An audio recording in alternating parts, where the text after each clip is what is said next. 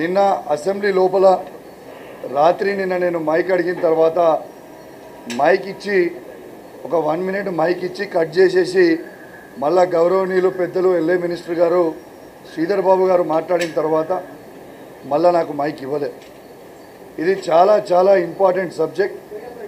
ఇలా శాంతి భద్రతలో ఈ తెలంగాణ రాష్ట్రంలో ఏ విధంగా ఉన్నాయో యావత్ తెలంగాణ ప్రజలకి తెలవడానికి కోసం ఇవాళ అసెంబ్లీ మీడియా పాయింట్ నుంచి నేను మాట్లాడుతూ ఉన్నాను. ఒక్కసారి ఆలోచించాల్సిన అవసరం ఉన్నది. నేను ఒక బాధ్యత కలిగా శాసనసభ్యుని. నిన్న నేను దీని మీద ప్రశ్న అడిగితే జవాబు కూడా చెప్పలేకుండా వెళ్ళిపోయింది. కానీ ఖచ్చితంగా ఈ నుంచి ఇవాళ మాట్లాడుతూ ఖచ్చితంగా దీనికి గౌరవ ముఖ్యమంత్రి రేవంత్ రెడ్డి గారు తనే ముఖ్యమంత్రి, తనే హోమ్ మినిస్టర్ కాబట్టి ఖచ్చితంగా జవాబు చెప్పాల్సిన అవసరం ఉన్నది.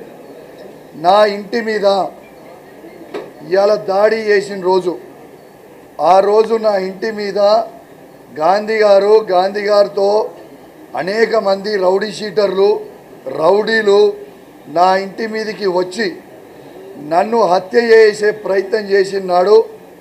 ఆ రోజు స్వయంగా రౌడీ షీటర్లకి, రౌడీలకి స్వయంగా సైబరాబాద్ ఉన్న డీసీపీ గారు, మాదాపూర్ ఉన్న ఏసీపీ గారు, గచ్చిబౌలి ఉన్న సిఐ గారు పైలట్ ఎస్కాట్ పెట్టి నా ఇంటి మీదకి రౌడీ షీటర్లని, రౌడీలని తీసుకొచ్చి నన్ను హత్య చేయించే ప్రయత్నం చేసిండ్రు. వాళ్ళ మీద ఇవాళ దాకా దాదాపు ఆ ఇన్సిడెంట్ అయి దాదాపు 7 నెలలు అవుతా ఉంది. ఇవాళ దాకా ఒక్కరి మీద కూడా యాక్షన్ తీసుకోకపోవడం చాలా చాలా బాధాకరం అని చెప్పి తెలియజేస్తూ ఉన్నాను. ఇలా చట్టసభలలో కూర్చుంటున్నా, చట్టం చేసే శాసనసభ్యునిగా నాకే భద్రత లేకపోతే సామాన్య ప్రజల పరిస్థితి ఏంది అని చెప్పి నేను అడిగితే దాని మీద సమాధానం లేదు. ఖచ్చితంగా రేవంత్ రెడ్డి గారిని నేను డిమాండ్ చేస్తూ ఉన్నాను. సైబరాబాద్ డీసీపీ గారిని, మాదాపూర్ ఏసీపీ గారిని, గచ్చిబౌలి సిఐ గారిని ఖచ్చితంగా మీరు సస్పెండ్ చేయాలి అని నేను విజ్ఞప్తి చేస్తూ ఉన్నాను. ఎందుకు ఇంత ఖచ్చితంగా చెప్తా ఉన్నానంటే స్వయంగా పోలీసులే దగ్గరకుండి ఇలా ఒక శాసనసభ్యున్నే మర్డర్ చేయించడానికి వాళ్ళకి పైలట్ ఎస్కాట్ తీసుకొచ్చి మా ఇంటి మీద వదిలిపెట్టినప్పుడు ఈ రాష్ట్రంలో ఒక శాసనసభ్యునికే ఇలా సెక్యూరిటీ లేకపోతే ఇవాళ సామాన్య ప్రజల పరిస్థితి ఏంది అని చెప్పి నేను అడుగుతా ఉన్నాను. ఇలా దీంతో పాటు ఒక్కసారి ఆలోచన చేయండి. ఆనాడు నన్ను హత్య చేయనికే వచ్చిన రోజు, ఆ రోజు నన్ను హత్య చేయనికే వచ్చిన రోజు ఇలా 307 గాంధీ గారి మీద బుక్ చేసిరు అటెంప్ట్ టు మర్డర్ కేసు. మరి attempt to murder case book చేసినాక ఇవాళ దాకా గాంధీ గారిని ఎందుకు అరెస్ట్ చేయలేదు? ప్రపంచం మొత్తము మీ మీడియాలో లైవ్గా చూసిరు, ఏ విధంగా నన్ను హత్య చేయనికే వచ్చిండో మీరు స్వయంగా చూసిండ్రు. ఇవాళ నేను ఉండేది కొండాపూర్లో కొల్లా లగ్జూరియా గేటెడ్ కమ్యూనిటీలో ఉంటా. నాతో పాటు ఆ కమ్యూనిటీలో ఇంకో 69 విల్లాలు ఉంటాయి. ఆ ఇళ్లలో కూడా కమ్యూనిటీలో ఆ ఇళ్లలో చిన్నపిల్లలు ఉంటారు, మహిళలు ఉంటారు, పెద్ద మనుషులు ఉంటారు. ఇలా ఎవరికి ఏమైనా అయ్యుంటే వాళ్ళ పరిస్థితి ఏంది అని చెప్పి నేను ఇవాళ అడుగుతూ ఉన్నాను. ఆ కమ్యూనిటీ మీద వచ్చి దాడి చేసి అన్యాయంగా బ్యారికేడ్లు ఇరగొట్టి గేట్లని ధ్వంసం చేసి అక్కడ ఉన్న గేటెడ్ కమ్యూనిటీ సెక్యూరిటీ గార్డులని కింద పడేసి తొక్కి నన్ను హత్య చేయనికే వస్తున్నప్పుడు ఇట్లాంటి వాళ్ళ మీద కూడా చర్యలు తీసుకోకపోతే ఎంతవరకు కరెక్ట్ అని చెప్పి నేను అడుగుతూ ఉన్నాను. ఉల్టా రోజు మా కమ్యూనిటీకి సంబంధించిన వాళ్ళందరూ కూడా పోయి డీసీపీ గారిని పోయి కలిసి ఇట్లా దాడి చేసిర్రు అని అడిగితే, మీరు ఎక్కడుంటారు, మీరు ఏం ప్రెసిడెంట్లు, మీ మీదనే ఉల్టా కేసు పెట్టి లోపల నూకుతా అన్న డీసీపీని ఇవాళ దాకా కూడా సస్పెండ్ చేయకపోతే వాళ్ళకి కమ్యూనిటీలో ఉన్న అసోసియేషన్కి ఎటువంటి రాజకీయ సంబంధం లేకుండా మా కమ్యూనిటీ మీద దాడి జరిగింది, రౌడీ షీటర్లు వచ్చి మా కమ్యూనిటీ గేట్లను ధ్వంసం చేసిర్రు, మా బ్యారికేడ్లు ఇరగొట్టిర్రు, మా సెక్యూరిటీ గార్డులని కొట్టిర్రు, మా క్లబ్ హౌస్ అద్దాలు పగలగొట్టిర్రు అని పిటిషన్ ఇస్తే ఇవాళ దాకా డీసీపీ గారు కానీ సైబరాబాద్ సిపి గారు కానీ ఇయాలటి దాకా యాక్షన్ తీసుకోలేదు. ఆనాడు నా మీద హత్య చేయనికే వచ్చిన రోజు నేను డైరెక్ట్గా సిపి గారికి ఫోన్ చేసి, సిపి గారు ఇలా హత్య చేస్తున్నారు నన్ను అని లైన్లు ఉంటే వస్తుర్రు అని టైంపాస్ చేసి గంట సేపు వాళ్ళకి టైం ఇచ్చి నా ఇల్లు మొత్తం ధ్వంసం చేసి నన్ను హత్య చేయించే ప్రయత్నం చేసిన తర్వాత సరే అదృష్టవశాత్తు ఆ రోజు మామూలు కూడా ఓ 25-30 మంది మేము కూడా ఉండి కాబట్టి రిటర్న్ ఫైట్ చేసి కాపాడగలను. లేకపోతే ఖచ్చితంగా ఆ రోజు నేను చచ్చిపోయే పరిస్థితి. ఇలా ఒక్కసారి ఆలోచన చేయండి. ఆ రోజు మా ఇంట్లో మా మామగారికి బైపాస్ సర్జరీ అయి వారం రోజులే అవుతుంది. ఆయన పడుకున్న రూమ్లో అద్దాలు పగలగొట్టి రూమ్ లోపలికి ఎంటర్ అయ్యి ఇష్టం ఉన్నట్టు తందానా చేసిండ్రు. కానీ ఆ రోజు మా మామగారు తట్టుకోలేక మళ్ళీ మేము హాస్పిటల్లో అడ్మిట్ చేయాల్సిన పరిస్థితి వచ్చింది. ఇలా స్వయంగా ఒక శాసనసభ్యునికే రక్షణ లేకపోతే మళ్ళీ చెప్తున్నా సామాన్య ప్రజలకి ఏమి రక్షణ ఉంది అని చెప్పి నేను అడుగుతా ఉన్నాను. అసలు లా అండ్ ఆర్డర్ ఈ రాష్ట్రంలో ఉందా లేదా అని నేను అడుగుతా ఉన్నాను. దీంతో పాటు నెక్స్ట్ డే ఇంకోసారి బాధ్యత కలిగ శాసనసభ్యునిగా నేను బంజారాహిల్స్ ఏసీపీ గారి దగ్గరికి అపాయింట్మెంట్ తీసుకొని ఇలా ఏసీపీ గారి దగ్గరికి నేను పోయి పిటిషన్ ఇవ్వకపోతే ఏసీపీ గారు బంజారాహిల్స్ ఏసీపీ గారు ఆ రోజు లేకుంటే నన్ను పోయి బంజారాహిల్స్ సిఐ గారిని కలవమని చెప్తే ఆ సిఐ గారిని కలవనికపోతే లేచి ఆ రోజు సిఐ గారు ఉరుకుతూ ఉన్నారు. మీరు ఎందుకు ఉరుకుతున్నారు? చట్టం ప్రకారం ఒక శాసనసభ్యుడు ఏ గవర్నమెంట్ ఆఫీస్కి వచ్చినా it is the duty of the officer to receive MLA listen to his grievance తర్వాత ఆయనకు సెండ్ ఆఫ్ ఇవ్వాల్సిన బాధ్యత ఇది చట్టం చెప్తుంది. నేను చెప్పుడు కాదు. నేను కేసు పెట్టడానికి పోతే ఉల్టా నా ఫోన్ ట్యాపింగ్ అవుతుంది.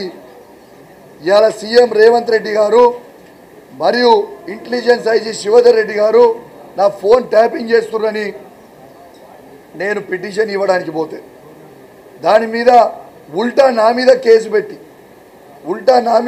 పెట్టి నెక్స్ట్ డే నా ఇంటికి వచ్చి నా ఇంటి డోర్లు పగలగొట్టి నా బెడ్రూమ్ దగ్గరకు వచ్చి నన్ను అరెస్ట్ చేసి తీసుకుపోయి ఉల్టా గచ్చిబౌలి పోలీస్ స్టేషన్లో మళ్ళీ నా మీదనే కేసు పెడతారు. ఈ దొంగ కేసులు ఎందుకు పెడుతుర్రు అని నేను అడుగుతా ఉన్నాను. ఇవాళ నేను భారతదేశానికి క్రికెట్లో ఆడుతూ జాతీయ జెండా మోసిన వ్యక్తిని. నేను ఏ రౌడీ షీటర్ని కాదు. నా మీద ఎటువంటి క్రిమినల్ హిస్టరీ లేదు. మరియు ఆ విధంగా నన్ను అరెస్ట్ చేయడము ఎంతవరకు కరెక్ట్ అని నేను అడుగుతా ఉన్నా. నాకు నోటీస్ ఇచ్చిన తర్వాత నేను పోలీస్ స్టేషన్ రాకపోతే మీరు నన్ను అరెస్ట్ చేయండి. అసలు నోటీస్ ఇవ్వకుండా ఏది ఇవ్వకుండా తీసుకొచ్చి డోర్లు పగలగొట్టడం ఏంది, తీసుకురావడం ఏంది, తీసుకుపోవడం ఏంది, ఈ విధంగా నేను అడుగుతా ఉన్నాను. ఈ రాష్ట్రంలో ఎట్లా ఉన్నదంటే దొంగని నువ్వు దొంగ నేనంటే తప్పైపోతుంది.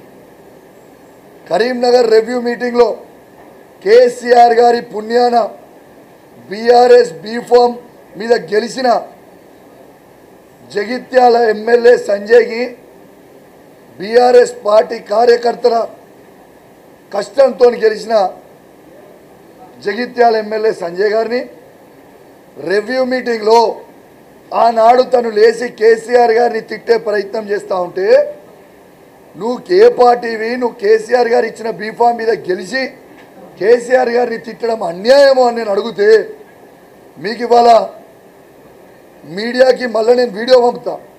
ఆ రోజు నా మీద ఫస్ట్ చెయ్యి లేపింది సంజయ్ గారే నన్ను నూకిండ్రు. నా మీద 9 మంది కాంగ్రెస్ పార్టీ శాసనసభ్యులు 8 మంది నా మీద ఆ రోజు దాడి చేసిండ్రు. 3 మంత్రులు సాక్షిగా పోలీసు వాళ్ళు గొర్ర గుంజుకపోయిర్రు. నేను అడిగిన తప్పేంది? ఎస్, నువ్వు బీఆర్ఎస్ పార్టీ బీఫామ్ మీద గెలిచినావు, నువ్వు తప్పు కేసీఆర్ గారి మీద పోవడం, నువ్వు కోట్లాది రూపాయలకి అమ్ముడు పోవడం అనేది చాలా తప్పు అని నేను నిలదీస్తే నెక్స్ట్ డే నా మీద కేసు పెట్టి రోడ్డు మధ్యలో పండుగ పుట్ట, ఆ రోజు భోగి పండుగ పుట్ట, నేను 10 టీవీకి ఇంటర్వ్యూ ఇచ్చి బయటికి వస్తూ ఉంటే ఒక దొంగను ఎత్తుకపోయినట్టు నన్ను ఎత్తుకపోయి పోలీస్ స్టేషన్ కరీంనగర్కి వేలాది మంది పోలీసులని డిప్లాయ్ చేసి నన్ను తీసుకొని పోయిన తర్వాత నన్ను డైరెక్ట్ జడ్జి దగ్గర ప్రొడ్యూస్ చేస్తారా అంటే లేదు, అది కూడా లేదు. ఎందుకంటే బెయిల్ వస్తుందని వాళ్ళకు కూడా తెలుసు. కౌశిక్ రెడ్డిని ఇబ్బంది పెట్టాలి, బీఆర్ఎస్ పార్టీని ఇబ్బంది పెట్టాలి. ఆ రోజు రాత్రి నన్ను పోలీస్ స్టేషన్లో వండబెట్టిరు. అసలు ఏం చేస్తుర్రో అని నేను అడుగుతూ ఉన్నాను. ఇలా వాస్తవంగా పండుగ పుట్ట రోజు మా కార్యకర్తల ఇంటికి పోయి, మా నాయకుల ఇంటికి పోయి హౌస్ అరెస్ట్ చేస్తూ ఉన్నారు. ఇలా పండుగ ఈ తెలంగాణ రాష్ట్రంలో పండుగ చేసుకోవద్దా? Is it not waste of energy? Police వాళ్ళకి పండుగలు ఉండవా? మరి పోలీసు వాళ్ళకి ఇబ్బంది పెట్టుడు, రాజకీయ నాయకులని ఇబ్బంది పెట్టుడు, ఇదేం శాడిజం అండి? మళ్ళా నన్ను తీసుకుపోయి సంక్రాంతి రోజు జడ్జి ముందు ప్రొడ్యూస్ చేస్తే బెయిల్ ఇచ్చి పంపిర్రు. మీ చెంప చెడాలన్నదా? ఈయనన్నా మారరా మీరు? ఈ ముచ్చట నేను అడిగితే నిన్న గౌరవనీయులు రేవంత్ రెడ్డి గారి ఆదేశాల మేరకు శ్రీధర్ బాబు గారు నిన్న మాట్లాడాను. అంటే మీరు పోయి ప్రశ్నలు అడిగితే మీరు పోయి yes we are nobody is above law, I accept it. కానీ ఖచ్చితంగా మేము ప్రశ్నిస్తాం, ఖచ్చితంగా మేము అడుగుతాం. ఏ పార్టీ అని మేము అడుగుతాం. ఎవరైతే దొంగలు మా బీఫామ్ మీద గెలిచి పార్టీలు మారిన దొంగల్ని బరాబర్ మేము నిలదీస్తాం. నిలదీస్తే నువ్వు నిలదీయొద్దు, నువ్వు మర్డర్లు చేస్తాను. మర్డర్లు చేయడానికి ఎవరు వచ్చిర్రు? నేను చేసిన శ్రీధరబాబు గారు. నేను ఎవరైనా ఇంటి మీదకి మర్డర్ చేయడానికి పోయినా? మీ పార్టీలో దొంగలైన గాంధీ నన్ను మర్డర్ చేయడానికే వస్తే ఇప్పటిదాకా ఆయనని మీరు అరెస్ట్ చేయలే. ఇప్పటిదాకా సైబరాబాద్ డీసీపీ గారు, మాదాపూర్ ఏసీపీ గారు, గచ్చిబౌలి సిఐ గారు రౌడీ షీటర్లకి, రౌడీలకి పైలట్ ఎస్కాట్ ఇచ్చి నన్ను హత్య చేయడానికే తీసుకొని వస్తే మీరు ఎవరు కూడా మాట్లాడలే, స్పందించలే. ఇలా వాళ్ళ పరిస్థితి ఎట్లుందంటే దొంగలే దొంగ దొంగ దొంగ అన్నట్టు ఉన్నది. ఇదా పరిస్థితి. మీరు ఇలా మా గొంతు లోపల నొక్కొచ్చు, కానీ మీరు మాట్లాడే ప్రతి మాటని బయట వేలాది మంది తెలంగాణ ప్రజలు చూస్తున్నారనేది మీరు మర్చిపోకండి. ఇలా రేవంత్ రెడ్డి గారిది ఎంత దారుణం అంటే నిన్న మాట్లాడతాడు, ఏ ఎమ్మెల్యే కూడా ఖచ్చితంగా ఎవరు డిస్క్వాలిఫై కారు అని మాట్లాడుతున్నాడు. రేవంత్ రెడ్డి గారి మీద ఖచ్చితంగా ఏప్రిల్ 2వ తారీఖున నేనే పిటిషనర్ని, నాతో పాటు ఇంకో దాంట్లో కేటీఆర్ గారు, నేను వివేకానంద గారు ఒక దాంట్లో, ఇంకో దాంట్లో కేటీఆర్ గారు, ఇతర శాసనసభ్యులు మా పార్టీలో ఉన్నవాళ్ళు పిటిషన్ ఫైల్ చేసినాం.